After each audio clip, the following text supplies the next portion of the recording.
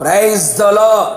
సకల ఆశీర్వాదములకు కారణభూతుడు, సర్వయుగములలో సజీవుడైన క్రీస్తు యేసు పేరట మీరు అన్ని విషయములలో దీవించబడుదురు గాక. ఈ దినపు యేసయ్య జీవపు మాట. 67వ కీర్తన 7వ చరణం. దేవుడు మమ్మును దీవించును. యేసయ్య మందిరమును ప్రేమించి ఆయన మందిరములో నాటబడి వర్ధిల్లుచు, ఆయన మందిరములో సమృద్ధిని సంతృప్తిగా అనుభవిస్తూ, ఆయన మందిరములో ఆయన స్వరమును వినుచు, ఆయన ముఖదర్శనము చేత తృప్తి పొందుచు, ఆయన మాటల చేత హెచ్చరింపబడి, ఆయన మార్గములను తెలుసుకొని ఆదరించబడి, ధైర్యపరచబడి, పరిశుద్ధపరచబడి, అన్ని విషయములలో దీవెనలను అనుభవిస్తూ పరలోక పురములో చేరాలని పరదేశులుగా యాత్రికులుగా ఉంటూ ఉన్న పరలోక ప్రయాణికులారా, మనందరి నోట రావలసిన విశ్వాస సహితమైన మాట, మనము అనుదినము సేవించుచున్న జీవము గల దేవుడు మనలని దీవించును అని ఒప్పుకొనవలెను. విశ్వాసముతో పలుకవలెను. భక్తుడు ఎంతటి విశ్వాసముతో పలికెను కదా, అట్టి విశ్వాసము ఆయన మనకు దయచేయునుగాక. మన యేసయ్య తన ప్రజలని, తన జనులని, తన పేరు పెట్టబడిన ఆయన స్వకీయ సంపాద్యమైన ప్రతిష్ఠిత జనమైన మనలను దీవించే దేవుడుగా ఉన్నాడు. ఆయన జ్యోతిర్మయుడు. శ్రేష్టమైన ప్రతి ఈవియు, సంపూర్ణమైన ప్రతి వరమును పరసంబంధమైనదై ఆయన యొద్ద నుండి వచ్చును కదా. నిన్నును, నీ కుటుంబమును, నీ కలిగిన సమస్తమును, నీ సంఘమును, పరిచర్యను నా యేసు నాథుడు బహుగా దీవించునుగాక. మీరందరూ పరలోకపు ఆత్మీయ, శారీరక, భౌతిక దీవెనలతో తృప్తి పొందుదురుగాక. మీరు దీవించబడుచు అనేకులకు దీవెనకరముగా ఉంటూ అనేకులను ఆయన పేరట దీవించుదురు గాక. అట్టి సమృద్ధి అయిన దీవెనలను మెండుగా పట్టాజాలనంత విస్తారముగా కుమ్మరించునుగాక.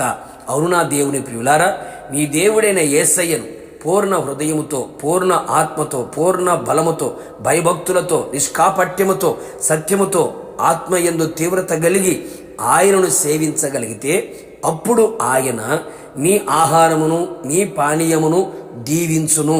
తదుపరి నీ మధ్య నుండి నీ ఆత్మీయ, శారీరక, మానసిక రోగములన్నిటినీ తొలగించి ఆత్మీయ, శారీరక, మానసిక ఆరోగ్యవంతులుగా మార్చును. ఆయన ఎదుట యథార్థవర్తనులమై, న్యాయవంతులమై, దేవునియందు భయభక్తులు కలిగి చెడుతనమును విసర్జించి కుటుంబ పవిత్రత కొరకు ప్రార్థించే వ్యక్తివే అయితే నీకును, నీ ఇంటి వారికిని, నీ కలిగిన సమస్తమునకును చుట్టూ కంచి వేయును. అంతేగాక నీ చేతి పనిని దీవించును. నీ చేతిలో నువ్వు చేయునదంతయు సఫలమగునట్లుగా దీవించును.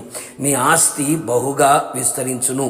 నీవు నీ దేవుడైన యేసయ్య మాట శ్రద్ధగా విని ఆయన ఆజ్ఞలను అనుసరించి నడుచుకొనుచు ఉన్నట్లయితే నీ గర్భఫలమును, నీ భూమిని, నీ సమస్తమును ఆయన దీవించును. నీవు ప్రయత్నములన్నీ దీవించబడును. నీవు లోపల బయట దీవించబడుదువు. పైవాడిగా ఉండునట్లుగా, తలగా కనబడునట్లుగా దీవించబడుదువు. కావున నా దేవుని పరిశుద్ధ దైవ జనాంగమా, ఇట్టి దీవెనలకు మనమందరము పాత్రులమై ఆయన మహిమగల రాకడలో మహిమగల సంఘముగా మారి ఆయనతో మేఘముల మీద నిలిచి ఉందము. యుగయుగములు ప్రభుతో సదాకాలము నిలిచి ఉందుము గాక. ప్రార్థన. అత్యంత కృపగలిగిన నా ప్రియ పరలోకపు తండ్రి, నీ పరిశుద్ధమైన పాదములకి కోట్లాది స్తోత్రములు చెల్లించుచు ఉన్నాం. మరొకసారి మీ పాద పద్మముల ఎదుట నిలిచి ఉండే కృపను మీరు మాకు ఇచ్చారు. మమ్మల్ని సజీవులుగా నిలిపినందుకు మిమ్మల్ని స్తుతించుచు ఉన్నాం. మీరు మాత్రమే మమ్మల్ని దీవించగలిగిన దేవుడవు. సమస్త ఆశీర్వాదములకు కారణభూతుడా, మీరు మమ్మల్ని దీవించండి, మేము దీవెనకరంగా ఉండేదము. అందుకని ప్రభా, మేమంతా మీ మాట శ్రద్ధగా వినున్నట్లుగా, మీ యందు భయభక్తులు కలిగి జీవించున్నట్లుగా, అలాగే మిమ్మల్ని మాత్రమే సేవించున్నట్లుగా కృప దయచేయమని ప్రార్థిస్తున్నాం.